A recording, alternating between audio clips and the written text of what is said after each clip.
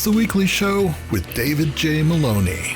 This week, David talks to financial advisor Thomas Barko. And now, here's your host, David J. Maloney.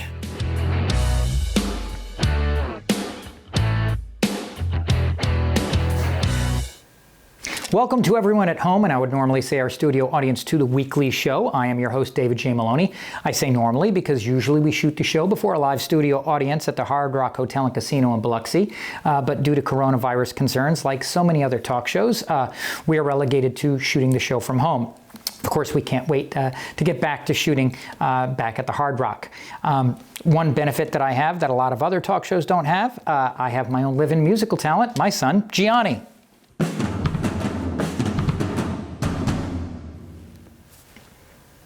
So a 49-year-old British woman has had 150 plastic surgery procedures in the last 14 years. This is what's known as keeping up with the Kardashians. And a 96-year-old Illinois man has finally received his high school diploma. On the advice of his guidance counselor, he will be attending a 2-year college. Victoria's Secret is planning on closing 251 stores. As a result, thousands of employees will be receiving pink slips. That's a thinker. Speaking of lingerie, former President Bill Clinton recently addressed the Democratic National Convention. His speech was pre-recorded, so while people watched him on TV, he was at home watching Showtime After Dark. And the fastest growing dating site for seniors now is Silver Singles. It's easy to get started. Members just go online and fill out a profile listing all the activities that they used to enjoy.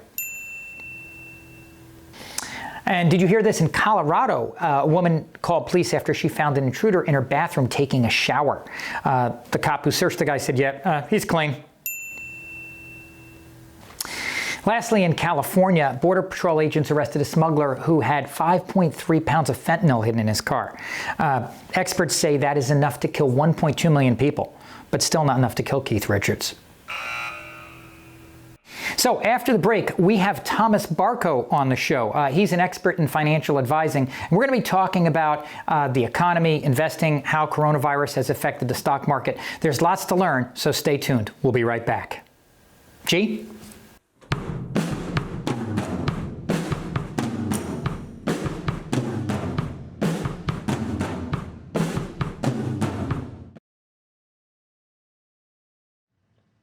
And we are back with Thomas, or as they call you, Tommy Barko with Barko Financial. First, Tommy, tell us about yourself and what your company does. Yeah, thanks, David. Thanks for having me. So you nailed it. Tommy Barko. Barko Financial is the name of our firm. We're a financial advising firm, and we've developed and refined a process that we use to put all the pieces of the financial puzzle together for our clients. So we work with investments and wealth management, but really also try to just tie everything together. We kind of say, you have all the pieces of the puzzle. We're the picture on the cover of the box that helps you figure out how it all should look when it's done. So, before we get into the stuff that I think people really want to talk about, which is investments and how the controversy with the virus and everything comes into play with this, what made you decide to get into this kind of work to begin with? Yeah, it's a long story, but it all started, I kind of tell people I'm a lifer. I'm from Mobile, was born and raised here. I went to South Alabama, got a finance degree. And just knew while I was studying finance that the investment aspect of what we were studying is really what interested me. And I told people in college, hey, I want to be a financial advisor. I want to be a stockbroker. I had no idea what that even meant, but graduated college, got the securities licenses, and really got involved in trying to help people figure out good solutions. And then ultimately that led to financial planning and then some experience that could help people really plan for and prepare for things to come. And the clarity they get is really rewarding and exciting to see. Now, I want to get into first what I think most of our viewers are going to want to know about, which is, we've been dealing with this pandemic now for the majority of this year. How has that affected the markets? Yeah, it's been a wild ride. Anybody that's been paying attention, and I think all of us have almost been forced to, has noticed that it's just been extremely volatile. And the thing that we've been pointing out from the beginning is that this was not a financial crisis. This was a health crisis. And the health crisis and the response to a health crisis is what really caused the financial volatility that we've experienced. We've kind of had this V-shaped recovery that everybody talked about. That means the market went down dramatically and then it's kind of come back up dramatically in the shape of a V. But the uncertainties around how long we would be shut down, what businesses would be affected, and how long, all those things just punched the market right in the mouth. Now, I remember having to take economics in school. There's going to be chapters, if not books, written about this year. Having experienced it so far, what would you say are your major takeaways? Yeah, it's obviously unprecedented in a lot of ways. We have dealt with epidemics and pandemics before. The market has weathered storms like that before. We've dealt with other systemic problems with financial crises and bubbles. We've had inflationary risks, some of the things we're dealing with again now. And the thing I think that makes this the most interesting, we've been saying this from the beginning too, is this feels a little different than maybe it is. And it's because of just the era we live in. I mean, we're sitting here Skyping, doing an interview. This is all relatively new. Technology has advanced in such a way that makes us all able to tune into and monitor things in nearly real time, if not real time.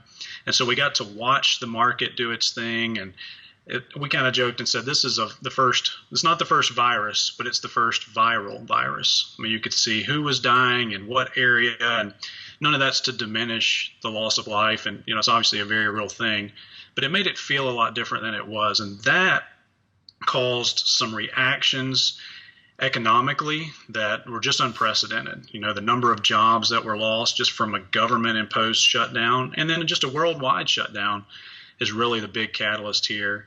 And then the response, cutting interest rates in an emergency session rapidly, and then this massive bill to stimulate the economy, the CARES Act, and all the stimulus is just unprecedented, and we'll see how it plays out in the long run.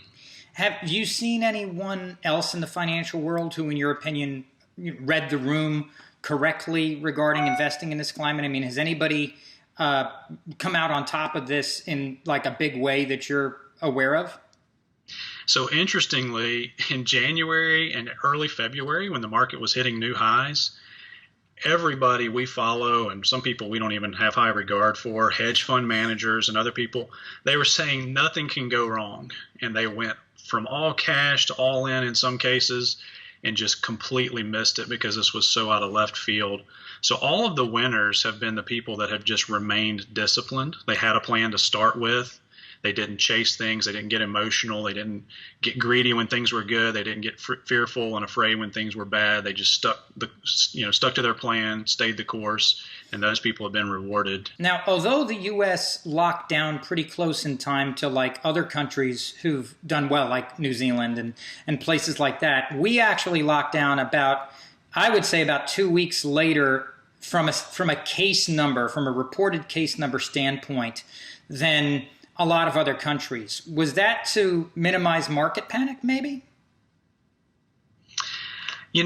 That's a good question that I don't really know what the thought process there was. I think there was a lot of, and I think you've had a guest on your show that kind of mentioned this. The only thing we really had to go back to was the most recent pandemic, 2009, the SARS-1. This is SARS-2, basically. And the loss of life and everything now seems to be a little elevated compared to that. But there was just, I think, some uncertainty around that. And then when it all started blowing up around the world and was uncontained, then I think it was a reaction. What made me ask that question was how there were senators on both sides of the aisle who have been coming under scrutiny for kind of selling off fairly quick in that 2-week period when everybody else was shutting down and we weren't. And there was a shutdown that was imminent, but meanwhile, our government was saying it's not as bad as everybody says the whole time along, probably preparing for a shutdown. Yeah.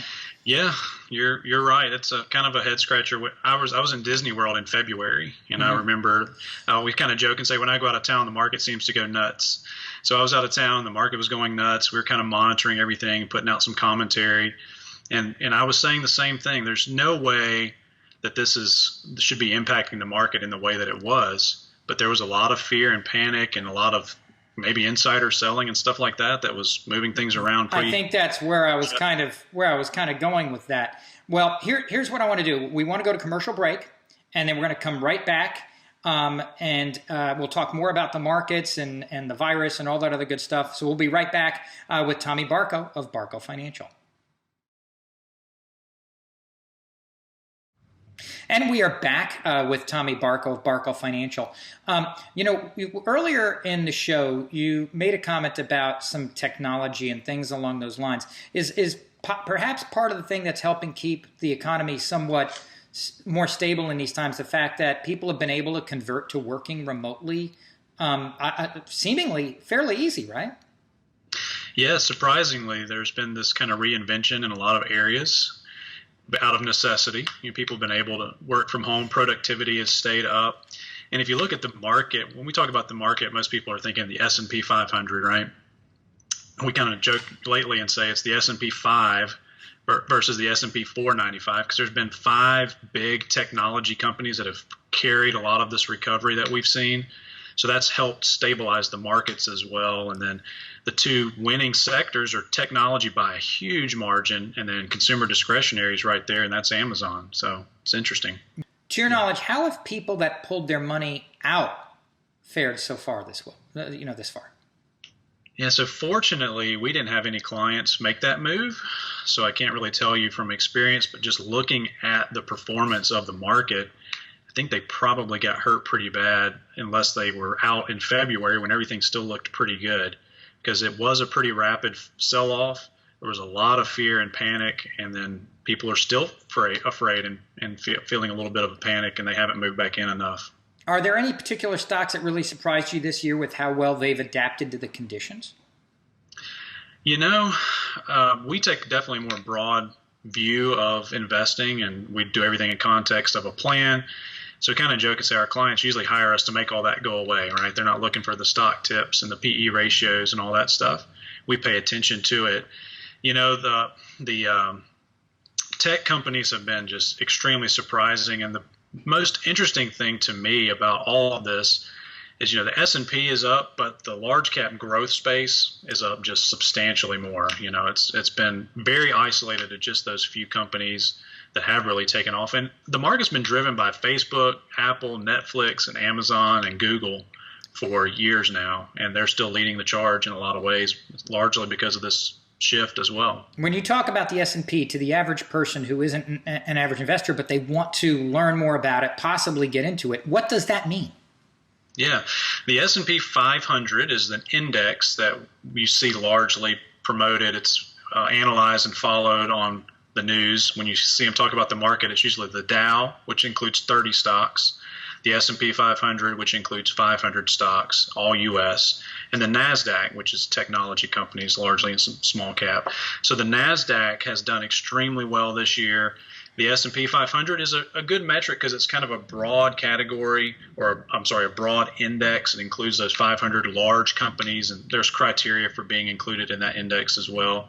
But most people feel like it's a pretty good measure or temperature on the U.S. economy and markets as a whole. Have you seen a rise in valuations of pharmaceutical companies as a result of the virus? Yeah, there's been a big shift in funding towards that space. So healthcare has performed well year over year, but year to date, we feel like it's still lagging a little bit. But the pharmaceutical space, there are 135 vaccines in development right now, and obviously that's all pharmaceutical. Now, who makes money on that? Some of the leading companies have said they'll do it with no profit, so it may or may not translate to stock valuations going up, but it is definitely an area that is interesting. And what makes the stock market rise and fall? Is it all speculation? Is it just investor sentiment? How does it, for a viewer who doesn't play the market, but it has an interest, or has always been nervous and wanted to maybe dabble their feet in the water a little bit? Yeah, there's a lot that makes up the value of the market, and supply and demand is probably the simplest way to explain that. All these companies are publicly traded, so they offer shares of ownership in their company. And people assign a value to that based on what they expect, how much earnings that company is going to have, what the sentiment is towards that, maybe things they're developing things they think will sell, like a pharmaceutical drug, like you just mentioned.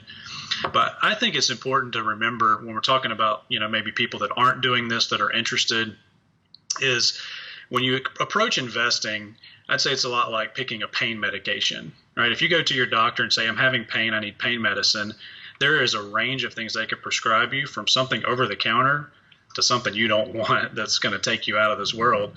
And they can't make the appropriate decision on what to prescribe you without knowing what's going on, right? So it's the same thing with your financial life. It sounds great to think you can make money by picking a stock and expecting it to do something, and that's the speculation that you mentioned. And when you speculate, you may win, you may not. But when you invest, you're disciplined, you have a philosophy, you have a plan. So from a standpoint of investment philosophy, obviously there are some people who treat it kind of like a day at the casino, where they want to pick something, hope it goes up, keep an eye on one or two or a handful of stocks, and they hope that the average of their portfolio rises at a certain manner or level. But what you're talking about is more long-term investment for retirement and things along those lines. Is that what you're talking about? Absolutely. So you've got trading, which involves a lot of speculation, and maybe is more short-term focused, trying to predict a trend or get in on the back of one. Whereas investing takes a lot of that emotion out, and it makes decisions based on a long-term plan. So it'd be more like a fitness plan, a dietary plan. A financial plan should be the same way, right? Now, you earlier mentioned something about the Fed and a change in interest rates, and you compared it to the first SARS epidemic. The Fed itself, they can adjust interest rates and do certain things. How much does what the Fed do have an impact on markets? Quite a bit, in my opinion. This is widely debated, but I think their response in this case was very extreme, but I do think that it helped. And in the short term, now, for generations to come, you mentioned writing whole books on all of this. We'll see how this plays out for us and our children and our grandchildren, and inflation is going to be a concern, and just the amount that was spent compared to the financial crisis of 2008 is just dramatically different. But, the lowering of interest rates and how they were able to back assets and kind of open-endedly buy back things that seem to be having liquidity issues really stabilized the markets and kept us from having a full-blown financial crisis and let us focus more on just the health and the economic impact. Now, you're physically in there to some extent in the trenches, not necessarily from a day trader standpoint, but and the reason why I bring it up in that way is because there are people who, especially read stuff online, and depending upon one's political viewpoint, there are people who say, well, the stock market itself doesn't truly reflect what the economy. In other words, there are some people who say it's disconnected from the real economy because it's disconnected from in some cases, real lives, what the minimum wage is, unemployment, things like that. Is that the case, or is there a direct relationship between those things? Because I know the market, like you said, is supply and demand. But, for example, we had these big tax breaks, for corporations. And then that resulted, from what I understand, in a fair number of corporate stock buybacks, right? Yep. That then drives the Dow up, right? It does. So if that drives the Dow up, then the Dow looks at a certain way and everybody goes, oh, the Dow's great. The economy's wonderful. But meanwhile, there's people who are, wages are stagnant or GNP remains stagnant or whatever. Have those other things really remained stagnant, or have some of those things risen as well, from a standpoint of, I hate to use the term, but trickle down or you see what I'm saying? You know where I'm going with that? Yeah. Yeah, so I think one of the first things you said was kind of mentioning the stock market and comparing it to the economy. Important for people to realize that those are not the same things. The economy is not the market. They are related, but the markets generally precede economic turmoil. They'll sell off. Recessions usually occur before economies recover, and markets will lead economic recovery because the market is forward-looking. So the stock market and the prices on those stocks are all looking past all of this if you want to look at what we're dealing with now. So they're predictive. And so, Yeah, they're pricing in what they expect to happen. The same is true with an election. We're in an election year, and the market hates uncertainty, but it factors in and prices in what it does know. Over the next 2 to 3 years, everything that's known has already been factored into the market and these individual stock prices. There are some people who are like, well, if this person gets elected, the stock market will do that. If that person gets elected, the stock market will do that. But the reality is the stock market probably pays attention to the polls, right? The market pays attention to the polls. So the market is already kind of prepared for whoever's leading in the polls to be elected when they're elected, because the polls are what they're basing it on, no? Or am I wrong? Yeah, absolutely. 2016 is a perfect example. Hillary was leading in the polls and ultimately lost. And that night, the stock market futures went nuts. The volatility really spiked because it was this recalibration. And it was unexpected. What we usually say is the market, it doesn't like that uncertainty, but once it has the news, even if it's bad news, it can react to that appropriately and then price that in and move forward. So the same is true this year or in any event like that that's coming. It'll interpret that data, and surprises will make it more volatile. But it's already looking forward and beyond that at this point. So to close, we know that there's a slew of factors that create happiness, prosperity, financial security in our lives. What are some of the factors that you teach that maybe we don't spend enough time on? Yeah, I think it's very important to realize, and we make this a core part of what we talk about. It's actually based off of a philosophy called essentialism. So I don't know if you're familiar with that. There's a book published in 2014. And the general takeaway is 98% of what we encounter on a daily basis and in our lives is just noise. There's only 2 or 3% of things that really matter. So obviously some of those things are family and our faith, prosperity, happiness, those things you mentioned are tied to those things. And so we started realizing, and this was very impactful for me personally, but started realizing for our clients that this is really the key. Identify those 2 or 3 things, 2 or 3% of things that are essential, and go big on those things. Say yes to great opportunities, say no to okay or even really good opportunities. And so you want to do that with your investments, with your financial life. That includes avoiding, like Dave Ramsey says, the stupid tax, right? There are all kinds of tools out there, things that people can use that just don't work to serve things that are really important. So we really try to help people focus on that and then build a plan. The difference between a dream and a goal is a plan, we say. And so you want to have that plan in place to achieve goals. So finding out what those goals are and then just going big on them and staying disciplined are the secrets to success with this part of your life, in my opinion. Well, Tommy, thank you for joining us. We really appreciate you being on the show. Ladies and gentlemen, Tommy Barko with Barko Financial. Yeah, thanks for having me. Well, that's our show for tonight. Thank you so much for watching, and a special thanks to Thomas Barko for being on the show. Hey, Gianni, man, take us home, bud.